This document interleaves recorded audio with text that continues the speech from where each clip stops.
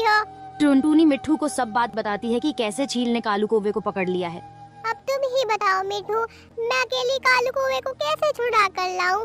तुम फिक्र न करो टुनटुनी, मैं कालू कौवे को छुड़ाने के लिए तुम्हारे साथ चलता हूँ। तभी दोनों आम के बाग में पहुंचते हैं। वहां जाकर देखते हैं कि चील ने कालू कौवे को पिंजरे में कैद कर रखा है। टुनटुनी, चील ने तो कालू कौवे को पिंजरे में कैद किया हुआ है, लेकिन चील अभी सो रहा है। चलो हम दोनों मिलकर पिंजरे को उठाकर भाग चलते हैं। अरे वाह टुनटुनी, तुम लोग मुझे बचाने आ गए। चलो जल्दी से मुझे यहाँ से ले चलो, नहीं तो ये चील फिर से जाग जाएगा।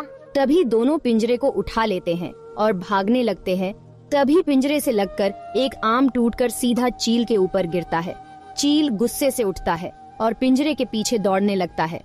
पिंजरा लिए टुनटुनी और मिट्ठू तोता आगे आगे थे। टुनटुनी, अगर आज हम इस चील के हाथ आ गए तो ये हमें जिंदा नहीं छोड़ेगा। जल्दी से भागती रहो टुनटुनी, भागती रहो। चलो जल्दी टुनटुनी, जल्दी चलो। लेकिन मुझसे अब और नहीं उड़ा जा रहा, मैं थक चुकी हूँ मिट्ठू। तभी चील मिट्ठू तोते और टुनटुनी पर हमला कर देता है और वो गिर जाते हैं। फिर चील मिट्ठू तोते और टुनटुनी को भी पिंजरे में कैद कर देता है। तुम लोग मेरी आमों की चोरी करने आते हो, अब जिंदगी भर इसी पिंजरे में कैद होकर मरो। चील अंकल, मेरी माँ मेरे घर पर इंतजार कर रही होगी। अब हम कभी चोरी नहीं करेंगे, हमें छोड़ दो अंकल। छोड़ दो अंकल हमें। चील को टुनटुनी पर दया नहीं आती, वो टुनटुनी की कोई बात नहीं सुनता। अब हमें यहाँ बचाने कोई नहीं आएगा। मेरी माँ ने मना किया था कि चील के बाग में कभी मत जाना। काश मैंने अपनी माँ की बात मानी होती। उधर टुनटुनी की माँ टुनटुनी को ढूंढती हुई मोनी के पास पहुँचती है। मोनी उसे बताती है कि टुनटुनी कालू कौवे को छुड़ाने के लिए चील के बाग में जाने की बात कह रही थी। शायद वो वहीं गई होगी। तभी टोनी चिड़िया चील के बाग में जाती है। जैसे ही वो पिंजरे के पास जाती है, माँ, आप आ गई माँ, मुझे यहाँ से ले चलो माँ। माँ, मुझे घर जाना है। चील भाई, मेरी बेटी नादान है, ये गलती से यहाँ आ गई होगी। इन्हें तीनों को छोड़ दो, मैं तुमसे वादा करती हूँ ये तीनों यहाँ कभी नहीं आएंगे। छोड़ दो इन्हें। ये चिड़िया यहाँ से जाती है या तुझे भी पिंजरे में बंद करूँ? तू नहीं जानती इन तीनों ने मेरे आमों को कितना नुकसान पहुँचाया है। अब मैं इन तीनों को खाकर अपनी भूख मिटाऊंगा। नहीं नहीं चील, दया करो, दया करो, इन्हें छोड़ दो, ये कभी नहीं आएंगे यहाँ। तभी चील कुछ सोचने लगता है। अगर मैं अब इन पक्षियों को खा लूंगा तो कल मेरे पास खाने के लिए पक्षी कहाँ से आएंगे? इस मौके का फायदा उठाता हूँ। ये चिड़िया, मैं इन पक्षियों को नहीं खाऊंगा, लेकिन तुझे मेरी एक बात माननी पड़ेगी। चील भाई बताओ, मुझे तुम्हारी कौन सी बात माननी पड़ेगी? अगर तुम चाहती हो कि मैं इन पक्षियों को ना खाऊं, तो तुम्हें रोज मुझे मछली ला कर देनी पड़ेगी। फिर मैं मछली से ही अपनी भूख मिटा लिया करूँगा। ठीक है चील भाई, मैं रोज तुम्हें मछली ला के दे दिया करूँगी, लेकिन तुम इन तीनों को मत खाना। इस तरह टोनी चिड़िया रोज चील को मछली लाकर देने लगी थी। एक दिन वो सोचने लगी, आखिर कब तक मैं इस चील को मछली लाकर देती रहूंगी? इस तरह टुनटुनी और उसके दोस्त तो कैद में ही रहेंगे। मुझे कुछ तो करना ही पड़ेगा। मैं ऐसा करती हूँ, आज चील को जहरीली मछली दे देती हूँ। वो जहरीली मछली खाते ही मर जाएगा और मैं सभी को आजाद करके घर ले जाऊंगी। तभी टोनी चिड़िया एक जहरीली मछली चील को लाकर देती है। चील जैसे ही मछली को खाता है, उसकी मौत हो जाती है। फिर टोनी चिड़िया टुनटुनी और उसके दोस्तों को पिंजरे से छुड़ाकर घर ले जाती है। देखो टुनटुनी, अब तक तुम 11 बेटियों को जन्म दे चुकी हो। मुझे सिर्फ एक बेटे की इच्छा थी। इस बार बेटा ना हुआ तो तुम एक दर्जन बेटियों की माँ बन जाओगी और मैं तुम्हें घर से निकाल दूंगा। हे भगवान, इस बार तो मुझे एक बेटा दे दो, नहीं तो मेरे पति मुझे घर से बाहर निकाल देंगे। टुनटुनी अंडे पर बैठी हुई थी। तभी अंडा टूटने की आवाज सुनकर टोनू आता है। टुनटुनी बताओ, बेटा हुआ है या बेटी? अरे तुम जवाब क्यों नहीं देती हो? तुम रो रही हो, इसका मतलब तुम्हें फिर से बेटी हुई है। अजी, मैं आपको क्या बताऊं, ये आंसू दुख के नहीं खुशी के आंसू है। भगवान ने इस बार हमें बेटा दिया है। अरे वाह, आओ बेटा मेरे पास आओ, अब से तुम मेरे साथ रहोगे। टुनटुनी मेरी बात सुनो, मैंने तुम्हें घर में इसलिए रखा हुआ था क्योंकि मुझे एक बेटा चाहिए था।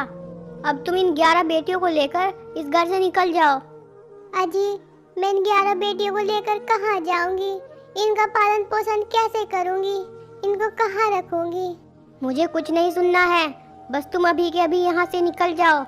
ठीक है, जहाँ भगवान ले जाएगा मैं अपनी बेटियों को वहीं ले जाऊंगी। कोई ना कोई सहारा तो मिल ही जाएगा।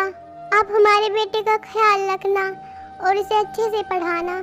इतना कहकर टुनटुनी अपनी 11 बेटियों को लेकर घर से निकल जाती है।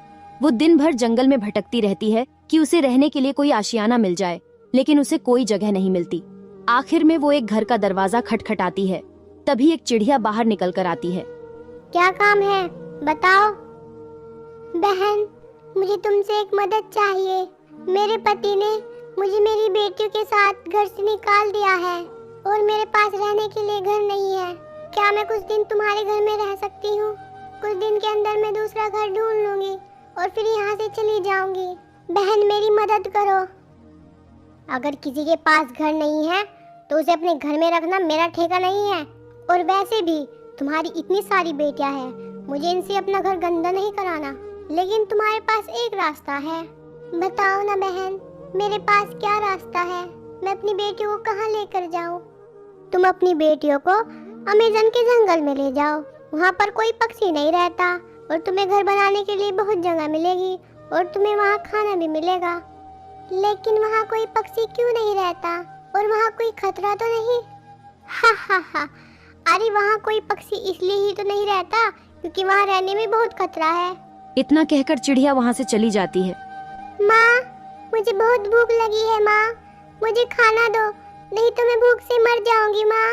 अब बेचारी टुनटुनी के पास उस जंगल में जाने के अलावा कोई रास्ता नहीं बचा था। अब भगवान के भरोसे मैं तुम सभी को उस जंगल में ले जा रही हूँ। इसके अलावा अब और कोई रास्ता नहीं बचा। इतना बोलकर टुनटुनी अपनी बेटियों को अमेज़न के जंगल में ले जाती है। वहाँ उसे एक खाली घर दिखता है। वो सभी उस घर में चले जाते हैं। मोनी बेटा, मैं तुम सभी के लिए खाना लेने जा रही हूँ। मेरे जाते ही दरवाजा बंद कर लेना और चाहे कुछ भी हो जाए, जब तक मैं ना कहूँ दरवाजा मत खोलना। जब मैं लौट कर आऊंगी तो मैं ये आवाज निकालूंगी, मैं आई, दरवाजा खोलो। ये सुनते ही दरवाजा खोल देना। ठीक है माँ, जब आप ये आवाज निकालोगी मैं तभी दरवाजा खोलूंगी, लेकिन आप जल्दी ही लौट कर आना माँ। टुनटुनी जैसे ही खाना ढूंढने के लिए घर से निकलती है। आज तो खाने का काम बन गया। अब मैं इस चिड़िया के बच्चों को खा जाऊंगी। हा हा हा। चील दरवाजा खटखटाती है। लगता है कोई दरवाजे पर है, लेकिन माँ ने मना किया था कि जब तक मैं ना बोलूं दरवाजा मत खोलना, इसलिए हम दरवाजा नहीं खोलेंगे। ये लोग दरवाजा क्यों नहीं खोल रहे? लगता है मुझे इनकी माँ की तरह आवाज निकालनी पड़ेगी, तभी ये दरवाजा खोलेंगे। मैं आई, दरवाजा खोलो, दरवाजा खोलो। मैं हूँ तुम्हारी माँ, दरवाजा खोलना बेटा। माँ आ गई, अब दरवाजा खोल देती हूँ।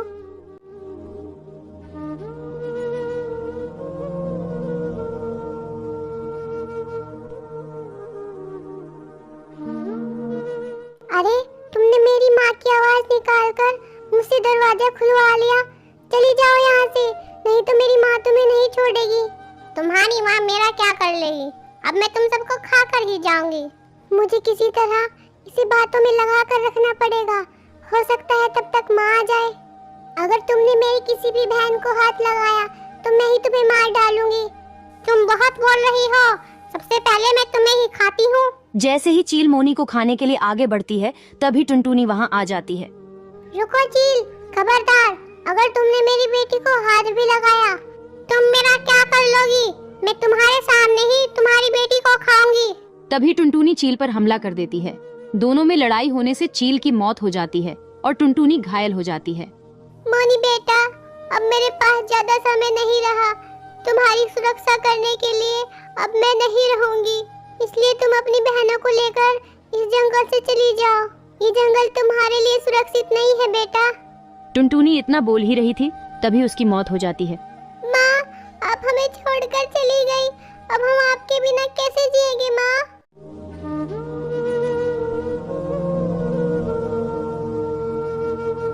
सभी बेटियां दुखी मन से उस जंगल को छोड़ देती हैं। मोनी दूसरे जंगल में घर ढूंढ लेती है और सभी बहनें मेहनत करके अपना पेट पालती हैं। एक दिन एक बूढ़ा चिड़ा उन्हें दिखता है। वो बैठा हुआ रो रहा था।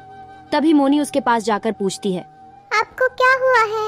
आप रो क्यों रहे हो? बेटा, आज मैं अपने बुरे कर्मों की सजा भुगत रहा हूँ। मैंने अपने बेटे के खातिर अपनी पत्नी और अपनी बेटियों को घर से निकाल दिया था, और मैंने जैसे ही उसकी शादी की, उसने अपनी पत्नी के खातिर मुझे घर से निकाल दिया। पिताजी, मैं आप ही की बेटी हूँ, आप फिक्र ना करो, आप हमारे साथ चलो। बेटी, मुझे माफ कर दो, मैंने तुम सबको घर से निकालकर तुम्हारे साथ बहुत गलत किया था। पिताजी, आप हमसे माफी ना मांगो, आप हमसे बड़े हैं, चलो आप हमारे साथ चलो। इतना कहकर मोनी अपने पिता को अपने साथ ले आती है।